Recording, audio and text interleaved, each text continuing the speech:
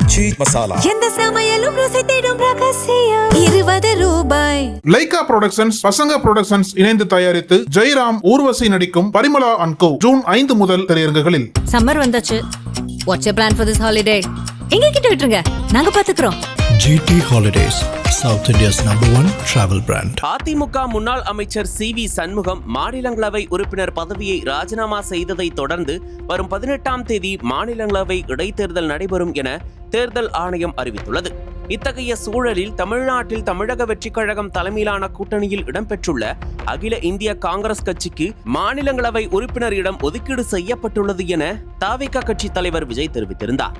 தொடர்ந்து காங்கிரஸ் கட்சியின் வேட்பாளராக பிரவீன் சக்கரவர்த்தி அதிகாரப்பூர்வமாக அறிவிக்கப்பட்டுள்ளார்.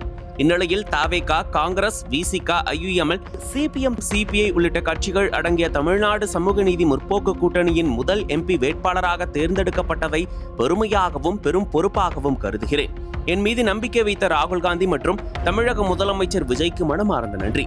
தேர்ந்தெடுக்கப்பட்ட பிறகு இந்திய நாடாளுமன்றத்தில் தமிழ் மக்களின் துணிச்சலான, விசுவாசமான மற்றும் நேர்மையான குரலாக ஒலிப்பேன் என்று லட்சக்கணக்கான கூட்டணி தொண்டர்களுக்கு உறுதியளிக்கிறேன் என பிரவீன் சக்கரவர்த்தி சமூக வலைதளத்தில் பதிவிட்டுள்ளார். இந்த பதிவு பரபரப்பை ஏற்படுத்தியுள்ளது.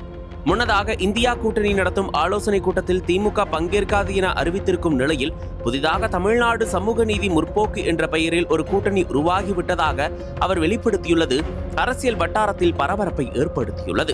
இந்நிலையில் பிரவீன் சக்கரவர்த்தியின் இந்த பதிவுக்கு CPM தரப்பில் எதிர்வினை ஆற்றப்பட்டுள்ளது. X வலைதளத்தில் வெளியிட்ட பதிவில் புதிய கூட்டணியின் சார்பில் தான் மாநிலங்களவை வேட்பாளராகவும் நிறுத்தப்பட்டிருப்பதாகவும் அதில் CPM பெயரையும் குறிப்பிட்டிருப்பது தவறானது. கூட்டணி அமைப்பது குறித்தோ இந்த வேட்பாளருக்கு ஆதரவு கேட்டோ யாரும் எங்களை அணுகவோ ஆலோசிக்கவோ இல்லை. தவிக ஆட்சி அமைக்க மார்க்சிஸ்ட் கம்யூனிஸ்ட் கட்சி எதன் அடிப்படையில் ஆதரவு தெரிவித்துள்ளோம் என்பது ஏற்கனவே தெளிவாக கூறப்பட்டுள்ளது.